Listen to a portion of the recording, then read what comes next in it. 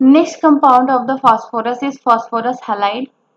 Phosphorus form two types of halide, that is px3 and px5. phosphorus दो types के halide form करता है, एक तो px3 एंड px5.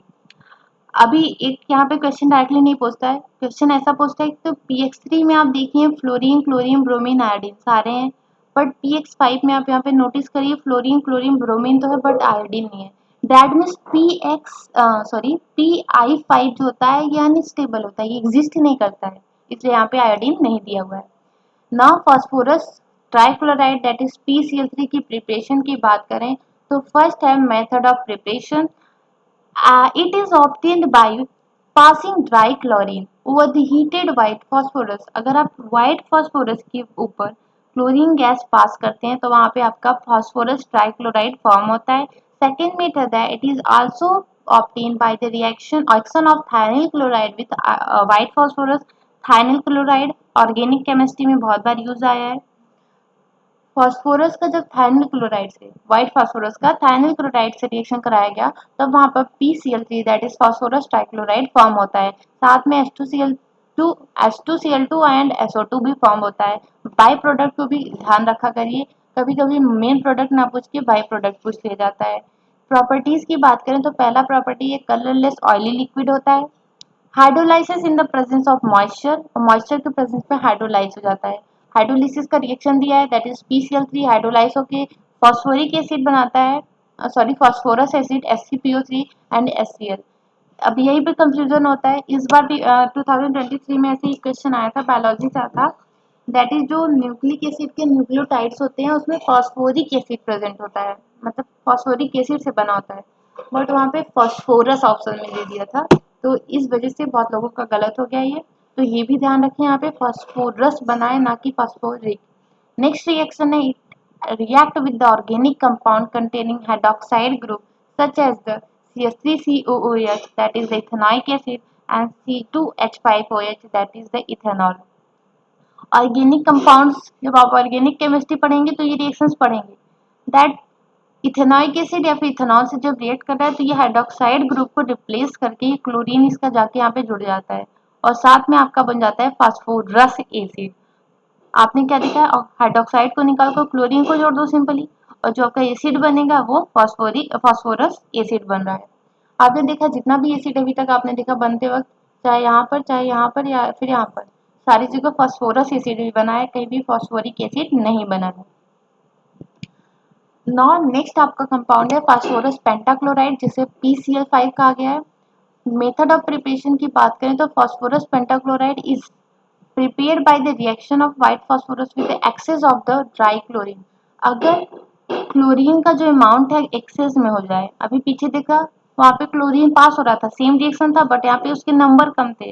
वहाँ पे क्लोरीन अगर लिमिटेड था तो PCl3 फॉर्म हो रहा था that is phosphorus trichloride, but यहाँ पे अगर एक्सेस में ले लें तो वहाँ पे PCl5 that is phosphorus pentachloride form हो जा रहा है.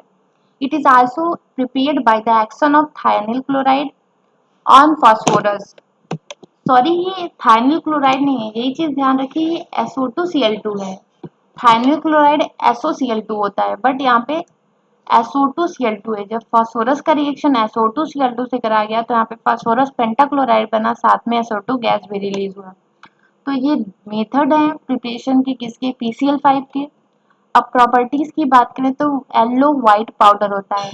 प्रॉपर्टीज को कंपेयर करके पढ़िए, पहले तो अलग पढ़िए फिर कंपेयर करिए. Moist in moist air it hydrolyzes to POCl3 and finally get converted to phosphoric acid. अभी इनकम्प्लीट जब हाइड्रोलिसिस होता है तो POCl3 बनता है, साथ में HCl रिलीज होता है, बट ये POCl3 या फिर कहिए PCl5 का कंप्लीट हाइड्रोलिसिस जब हो जाता है तो वहाँ पे फॉस्फोरिक एसिड बनता है, not phosphorous acid. Next point है when heated it sublimes out but decomposes on stronger heating. अगर हीट करते हैं इसको तो ये सब्लाइम हो जाता है, दैट मीन्स PCl5 सॉलिड से सीधा गैस में कन्वर्ट हो जाता है, बट अगर फर्दर या फिर स्ट्रांगली हीट करेंगे तो वहाँ पे PCl3 और Cl2 में ब्रेक हो जाता है, दैट इज डिकम्पोजिशन रिएक्शन हो जाता है. नेक्स्ट है it react with organic compound containing hydroxide group converting them into the chloro derivatives. जैसे पीछे रिएक्शन देखा, सेम हाइड्रोक्साइड आयन को रिमूव करिए, क्लोरीन जोड़िए और साथ में POCl3 बनाइए। वहां पे फास्फोरस एसिड बन रहा था, बट यहाँ पे POCl3 बन रहा है। नेक्स्ट है finally divided metals on heating with PCl5 give corresponding chlorides.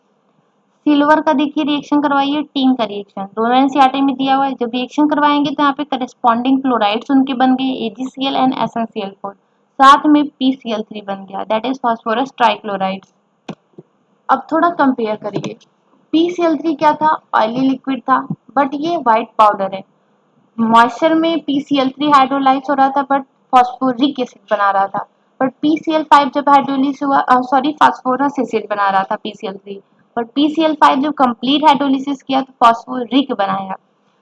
वहां पे जब ये वाला रिएक्शन तो सेम था, बट वहां पे फॉस्फोरस एसिड प्रोड्यूस हो रहा था, यहाँ पे POCl3 प्रोड्यूस हुआ है, एंड ये रिएक्शन तो अलग ही है। तो तीन चीज आप देख कंपेयर कर सकते हैं यहाँ पर। एक तो उसका फिजिकल स्टेट, दैट इज वहाँ पे ऑयली लिक्विड था, यहाँ पे व्हाइट पाउडर है। एंड यहाँ पे देखिए जहाँ पे एसिड बना है, फॉस्फोरिक एसिड बना है, वहाँ पे आपने फॉस्फोरस एसिड देखा था। So this is all about the phosphorus trichloride and phosphorus pentachloride. Let once reaction थोड़ा सा मिस, स्ट्रक्चर मिस हो गया। फॉस्फोरस ट्राइक्लोराइड का स्ट्रक्चर कुछ इस तरीके से होता है,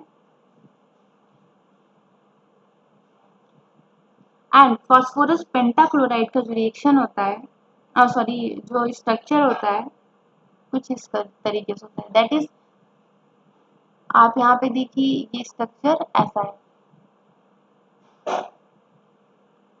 ये आपका टेट्राहेड्रल स्ट्रक्चर है, एंड यहाँ पे आपका ट्राइगोनल पाई पिरामिडल स्ट्रक्चर है। ये टेट्रागोनल है, टेट्राहेड्रल है, ये आपका ट्राइगोनल बाई पिरामिडल स्ट्रक्चर है। तो ये आपके जो स्ट्रक्चर्स हैं ये पता होने चाहिए। इसको पिरामिडल भी कह सकते हैं अगर लोन पेयर को ना लें, दैट इज ओनली बॉन्डिंग को लें। So that's all about PCl3 and PCl5।